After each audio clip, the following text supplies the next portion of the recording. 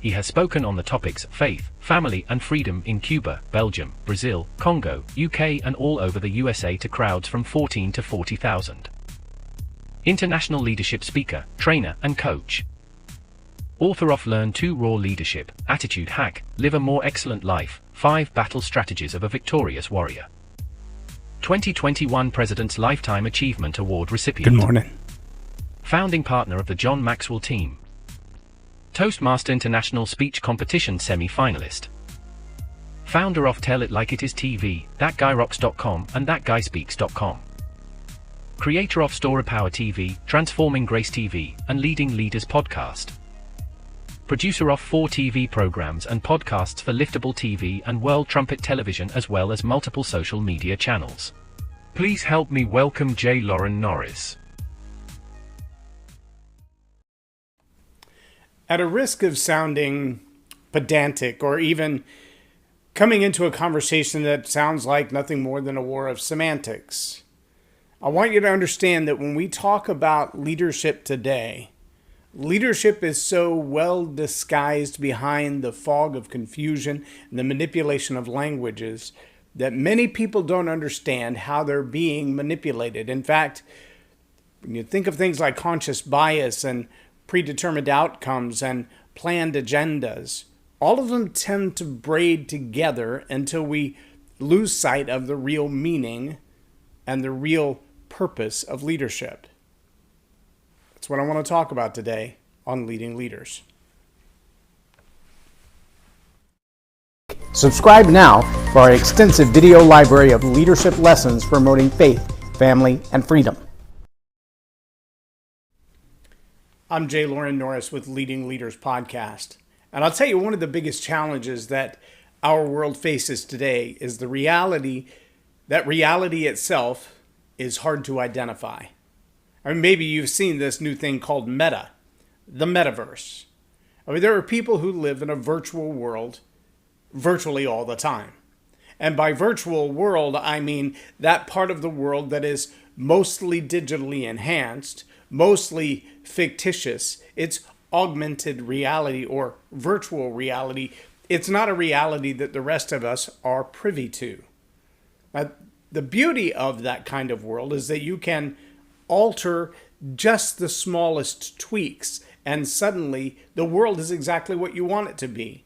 A few ones and zeros here and there and the background can be an entirely different place. Maybe you've seen on one of those infamous Z calls where the person behind you is actually on the beach. Maybe you've seen the guy in the other commercials where he's riding along on his bicycle with a green screen behind him and he's dodging in and out of traffic and you see his head bobbing, but it looks like he's sitting at a desk in his office. He's done the same thing in an MMA ring and got himself knocked out and all kinds of funny stuff. It makes for great commercials, but there are people who genuinely live their lives with that lack of touch with reality. But see, they're actually in a place where they believe that the world around them has bought into the delusion of their own deception. They're sitting in the green screen and they see the image behind them and they believe they're driving a race car or riding their bicycle or sitting on Mount Vesuvius. And it doesn't matter that the rest of the world has already figured out the game and that the facade behind them is nothing more than a facade and no one is buying into their silliness except them. See, it's hard to lead people like that because you get caught up in the story they're telling you. You get caught up in the fact that they're trying to lead you to believe a particular thing is true, even if it's not. In fact, a very famous someone not too long ago said, "We will support facts over truth." I'm not sure what that means, but I do know when the attitude is right, the facts don't matter. When the attitude is right, the facts don't matter. Look that phrase up. Find out what its origins are. Figure out how many people have said it and what they were talking about, what they did. And what you're going to find is there are a whole lot of people who believe as long as my feelings are in the right place, who cares about the details? Now, on the other side of that same phrase, that same sentiment, that same ideology are those who say, facts don't care about your feelings.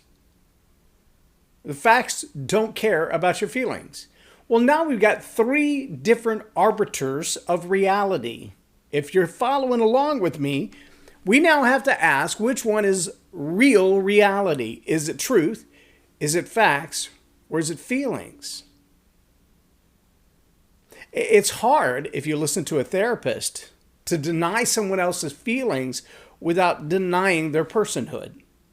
It's hard to validate their feelings if their feelings don't make any sense to you in regards to the reality that you're in. But remember, many people, like Mr. Green Screen over his shoulders, as he looks at himself in that image, the whole world moves with him. It's as if that were the real world. Everything behind that screen could be entirely different. He might be standing on a beach with Jaws about to snap his legs off, but because the image in his mind, the image on the screen, what he's portraying and projecting to you looks like a serene butterfly garden. He's not living in the moment of a shark about to bite his legs off. Are you following me? See, in leadership, one of our challenges is that we deal with people on a regular basis who've created this false sense of reality. Maybe the reality behind their head isn't a green screen, it's emotions. Maybe it isn't the reality of the daily responsibilities of their job. It's something entirely different than that. They're worried about the home drama or a relationship.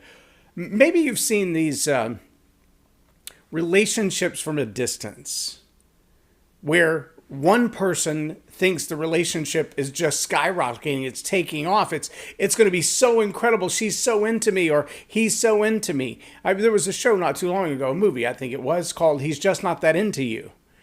And the whole concept was her perception of the relationship and his perception of the relationship were as different as daylight and dark. They were as different as the guy with the green screen and everybody standing around him going, you know that's not real, right? But see, the challenge as leaders is that we run into people who live in that virtual world. They live in the augmented reality. They have come to believe. Now, if you've watched anybody with what they call VR glasses on or AR glasses on, where they're playing a video game, and in the game, their body movement is as important as their joystick movement. And so how they move, whether they're boxing or they're chasing or they're running or they're escaping, how they move their body changes their orientation in the game. And if you watch them, you see them every year at Christmas time. People get one of these new VR glasses and they run through the house. They run into television screens and they trip over things because there's a difference in the world they're viewing, experiencing, and living, and the real world. I hope you're staying with me. This is not as much about semantics as you might think. But when it comes to leadership and communication, it really is about the narrative. It really is about the narrative. The collection of stories that you tell about yourself, about your company, about your brand, about the people on your team, that collection of stories drives reality. It drives behaviors. It drives employment or lack thereof. It drives sales or lack thereof. It drives compliance or lack thereof. And the stories that you're telling about your organization are driving the mental and emotional state of everybody in your organization. And if you, as the leader, are living in that augmented reality where the screen behind your head is telling you everything and it's not real, you have a problem. Anytime leadership has a different understanding or experience of reality than everybody else, you have a problem. It's called a disconnect. Last episode, we talked about how to connect. And part of that connection was to be able to say, I want to get on the common ground with you. I want to find the place where my life experience and your life experience, if they don't dovetail together or at least intermingle in some way, at least I have the transparency to say, I get it. I would not be able to say that I've experienced it, but I do understand empathetically. When a leader can't do that because they're living only in their augmented reality, they're only living in the reality they've created, the only image they see of life as it is the one they've made up, we have a problem. as the old saying is, Houston, we have a problem. We're going to find ourselves going down a path that directs itself based on the fictitious reality and not the real reality. Can you see how that can become a problem? Like the guy riding the bicycle with the green screen behind his head, staring at the monitor. Everybody on the monitor only sees the landscape behind him or the office behind him, but he's dodging and bobbing and weaving because there's traffic and pedestrians and curbs and other obstacles in life. And when you're reacting to what you can actually see while the world is seeing what you've created for them to see, you have a problem. You have a big problem. Unfortunately, it happens in politics and it happens in big companies. And I've been a part of a company that we went in to make a big presentation in our fundraising process. And while we were making the presentation, the CEO got the call that the project we were working on, the funding had been pulled completely. They had completely abandoned the project. We had people in the room, some of us who were presenting on the project, some who were ready to buy in on the project, and some investors who were saying, I'm ready to put my money behind this project. I love what you're doing. But the major funding behind that project had disappeared.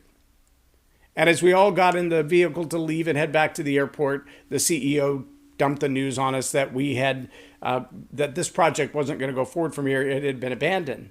And I asked him, when did you plan to tell us that? And he said, well, I don't know. You guys were having such a good time presenting and everybody was having a good time in the event, and it just didn't make any sense to spoil the fun and cut it short. And I'm like, yeah, but how long can you just keep up the facade? He said, well, we'll clear it up with everybody who attended later. I said, well, how about those of us who were presenting? I mean, now I feel like a liar. He said, well, when would you rather know that there's poison in the chicken? If you're going to die from the first bite and you've already eaten half of it, would you like to know now so that you can't even enjoy the rest of it? Or would you like to know, just before it's over that it was actually the chicken that did it? Because at this point, it's irrelevant. You're dead either way. So who cares? Yeah. Total tributary for that idea and that train of thinking to Mike Arnold. That was all his work. The reality that we live in, though, isn't always the reality that we project. We all know someone who lives in a facade. We all know someone who drives the big fancy car home to a small house that isn't anywhere as representative of their life as the car. Or is it the other way around? Is it the car is a facade in the house? You follow me? These challenges that we have as leaders, they all rest in the narrative. Is the story that you're telling true? Is it based on evidence and facts that you can back up? Or are you following along with a narrative that is as flimsy as the green screen behind your head? Have you created an augmented reality? Are the facts truthfully supportive of your ideas? Or have you managed to manipulate facts that sound good? One of the little tricks with green screen, if I had a camera set up, I could do a fourth angle to show you what my studio looks like right now. There are 3 different cameras, camera 1, camera 3, camera 2. They are out of the picture. You can't tell that they're there. But what's behind me, most people would think, is a great virtual reality screen that I have put in a bookshelf behind me, and that I've managed to put the bookshelf digitally in such a way that when I change camera angles, you can actually see the bookshelf from different angles and therefore believe that it is a real bookshelf. The truth is, it actually is a real bookshelf. I can walk over here and take books off of this shelf. This is not virtual reality. This is real reality. And if I walk too far out of the light, you can't see me. And if I turn my head the wrong way to face another camera, and I don't turn to the correct camera, then it looks really bizarre because I'm out of the shot. That's reality. In a digital reality, I could actually fake that really well and be standing in the middle of my backyard with a good microphone, and you wouldn't know because I can create the image that I want you to see. Leaders who only create the image they want you to see and they don't have any grounding in reality, unfortunately, they eventually begin to believe the augmented reality. They begin to live in a world that isn't real, make decisions based on that world that isn't real. They make policies based on a world that isn't real. Unfortunately, those policies, those decisions, those financial decisions, those hiring decisions, those creative project decisions, they have an impact. They have a real impact on real people in a real world as a result of decisions made by a leader who lives in an augmented reality. I want to challenge you as leaders to ask yourself the question, am I looking at reality on every level? Not just what I see from my glassy corner window office, but if I were down on the production floor, if I were out on the streets with my employees, if I were doing daily what they do, would I be making the same kind of decisions that I'm making? Have I created a narrative for myself in my own head about what my wife thinks about me, about what my kids think about me, about the life that I'm genuinely living? Am I living a narrative that I've written for myself, or am I living in reality? Maybe you need to go back and watch a few episodes of Undercover Boss. There's some great revelations in that series of shows where the boss realizes, I've been treating my people wrong. Because he lived in a virtual reality, and the real reality was not as pretty as he imagined. People come to a point of ending their marriage, usually because one of them is living in a virtual reality. The way they've been treating their spouse is not what they thought it was. And that's a problem. If you're a leader, ask yourself, am I living in a virtual reality? Have I created a narrative script that is changing the reality that I live in, or allowing me to live in a false one? And if you're guilty of that, now's a good time to stop. Time to rewrite the script, rewrite the narrative, and get back to reality. Making decisions on a false reality are going to cause real problems in the real world. I'm J Loren Norris with Leading Leaders Podcast for Tell It Like It Is TV. Have a blessed day.